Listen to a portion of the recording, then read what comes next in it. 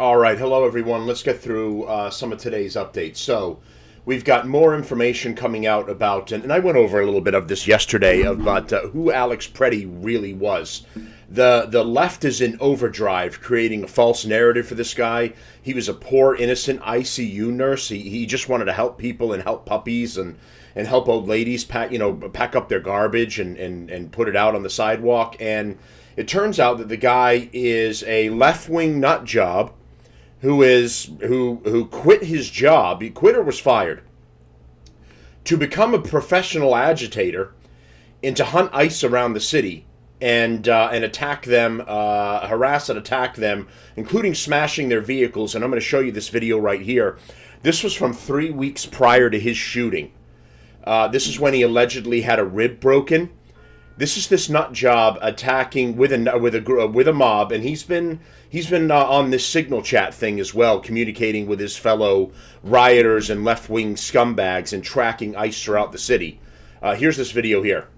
This is a moment the news movement filmed on January 13th in Minneapolis, showing a man who appears to be Alex Pretti interacting with federal immigration agents at him, 11 days spits before on the vehicle, Border Patrol shot and killed kicks him. it twice and smashes the light. Analyzed by the BBC. ICE agents get out and go after him. Technology confirms of course, the his coward identity to runs. a 97% degree of accuracy. Not so tough when there's responsibility for your actions. On the morning of January 13th, our team received a tip that federal agents were blocking a street at the corner of East 36th and Park Avenue in Minneapolis.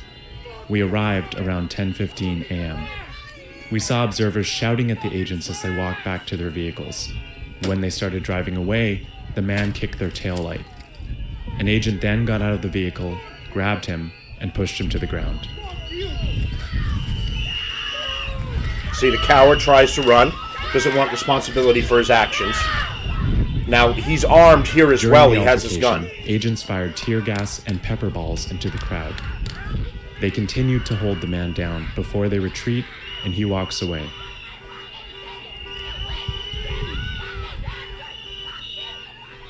The man in our footage is wearing a similar outfit to what Pretti was wearing on the day he was killed. What appears to be a gun is also visible above his waistband. So he had his gun on him that day as well.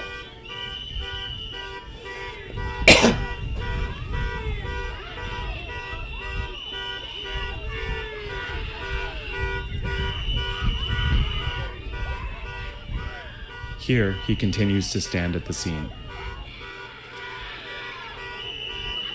So left-wing white bitches are all screaming. Always white left-wing dumb fucks. On the day he was killed, the Department of Homeland Security claims Pretti, a 37-year-old ICU nurse, approached officers holding a handgun. That claim has been contradicted by analysis of bystander videos from multiple news investigations, which concluded that Pretti was holding a phone, not a gun, when he was pinned to the street. So this is what these losers from the BBC are saying. They're here. I don't know why you're in America. Mind your own fucking business. But they were here recording this. And so this was his first altercation, and this shows that he was just a left-wing shitbag. He quit his job. He was not a good ICU nurse. Who knows how he was trading veterans that had a differing view from his left-wing radical politics. His own family came out and outed him and said that they had warned him, don't go back out there again. Don't instigate. Don't get into fight with the officers. He refused to listen to him. He went out back that day anyway. His intention was for bad things to happen. His intention was to go after ICE officers, and he ended up getting himself shot for his trouble.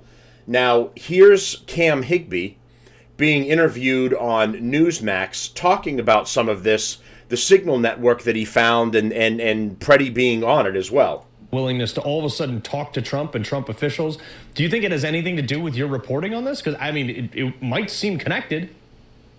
I hope so. I did notice a very odd and weird shakeup. As soon as Signalgate came out, I started seeing reporting all over X that all of a sudden, Tim Walz had a very productive phone call with Donald Trump and that there was going to be meetings with Democrat officials who have previously cussed the administration out, and they were willing to cooperate now. So, yeah, so what he's referring to there is Tim Walz and Jacob Frey are now the governor and mayor of Minnesota have very conveniently decided to cooperate with Trump and Tom Homan and ICE.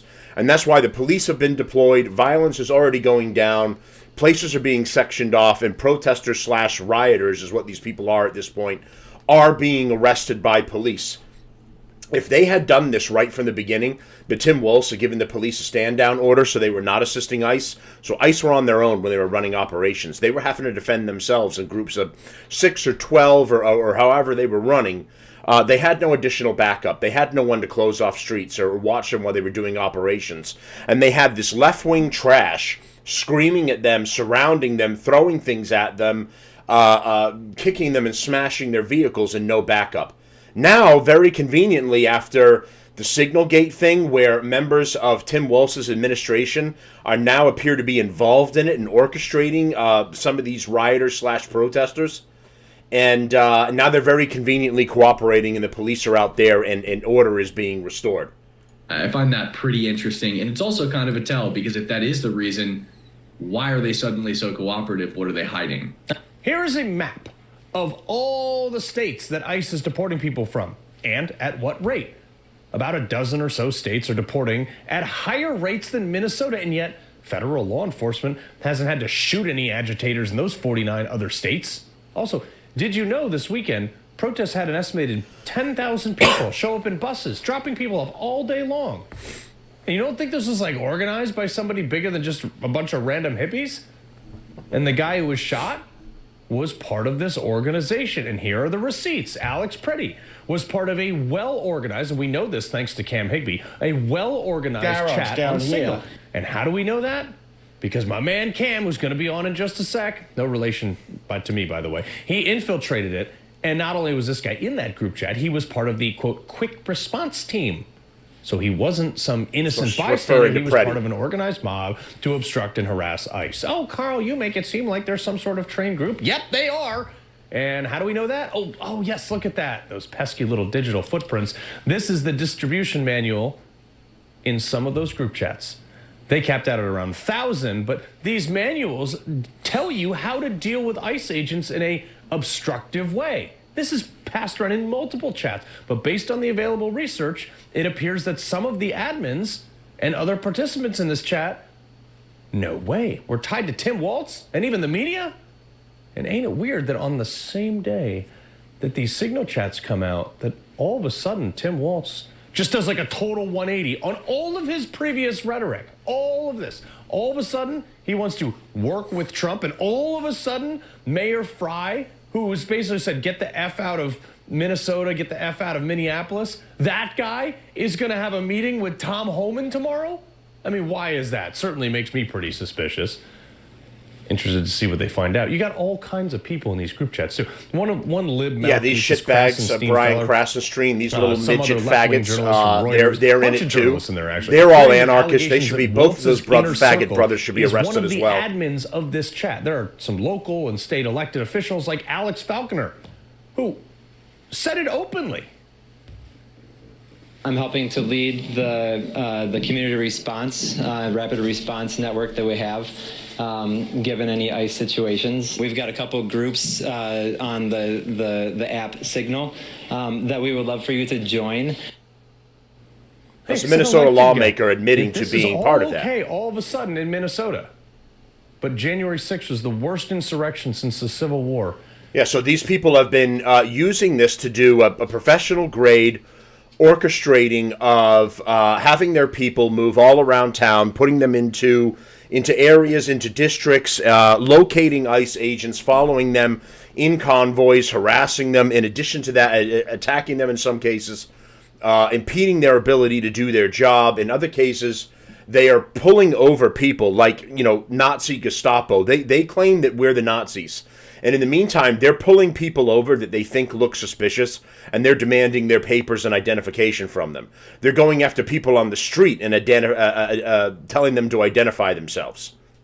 Or just assuming that they're either conservative press or they're somehow affiliated with ICE, and then just going after them, attacking them, screaming at them, and in some cases threatening them, or literally actually attacking them. I mean, they're the actual Nazis. They're the actual thugs. ICE is doing the job of what 77 million Americans voted for them to do.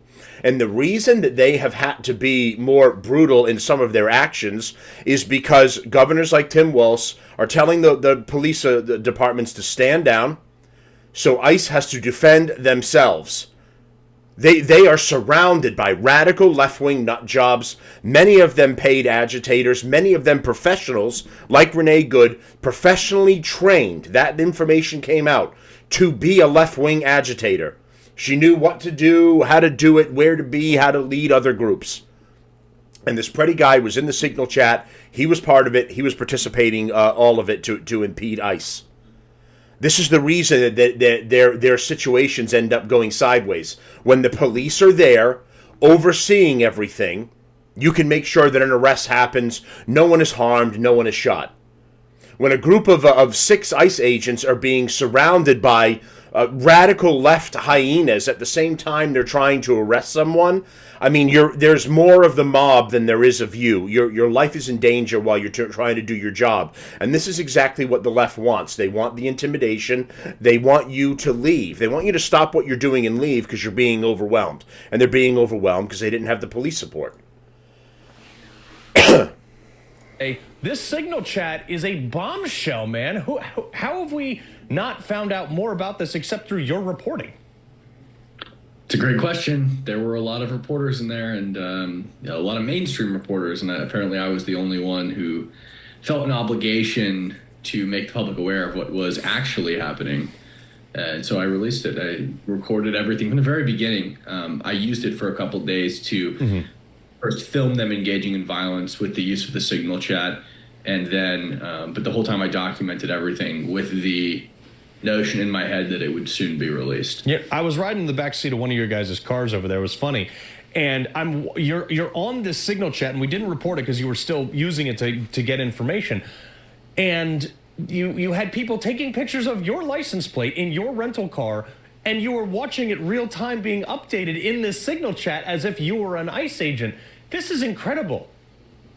Yep, it happens all the time. Anywhere you go in Minneapolis now, park your car in a parking lot. You will see people in masks walk around the parking lot and take photos of people's license plates. It is bizarre. Yeah, it's so weird. All right, here's some breaking news today also. Senator Rand Paul is calling on the heads of ICE and Customs and Border Protection and U.S. Citizenship and Immigration Services to testify before the Senate Homeland Security and Government Affairs Committee that he chairs. Now, look, I think you just got to let them do their job for now. So that's the gist of it. This whole thing is an illegal action, an illegal militia type event that these people are all putting together in order to track down and harass federal officers they haven't got. This isn't tyranny. They haven't gone rogue. They're enacting the will of the American people. This narrative that the left is saying, oh, did you get what you voted for? How do you feel now that this is going? I feel great. I feel like they're not doing enough. I feel like we're not deporting enough because Joe Biden and the corrupt Democrats let so many illegals into this country that, I mean, they've absolutely got their work cut out for them, and they need to get rid of a lot more people and get them back to their own countries. And they need to deal with these radical left-wingers while they're at it. So Tom Homan is he's in Minnesota right now. He's having meetings. He's done a press conference as well. I'll play that at a different time, where he's talked about that ICE agents that become too violent will be held responsible, but also everybody that is following them, doxing them, participating in the Signal chat, and is harassing them and following them around town and impeding their jobs, they're going to be exposed and they're going to be held responsible as well. And that's the right move. These left-wing nut jobs and hyenas have, for far too long, operated this way without any accountability at all. and they've fucked around, but they've never had to find out. And it's time that they find out. You do not have the right to go out and impede federal officers, especially ones that are doing the will of the American people. You don't have the right to be following police around, harassing them, attacking them, spitting on them, kicking and smashing their cars, which, by the way, are paid for by taxpayer dollars. All of that equipment essentially belongs to the taxpayers. So you're smashing taxpayer equipment. So I'm glad these left-wingers, absolute shout-out to Cam Higbee and Nick Sorter as well for exposing these fake Somali daycares that are ripping off the American taxpayer. And a huge shout-out to Cam Higbee for exposing all of these left-wing, radical, anti-American pieces of shit that are in the Signal chat and are harassing ICE. And once again, thank you, ICE, for everything that you're doing. Please like, share, support, and subscribe to the show. I'll have more updates coming for you soon.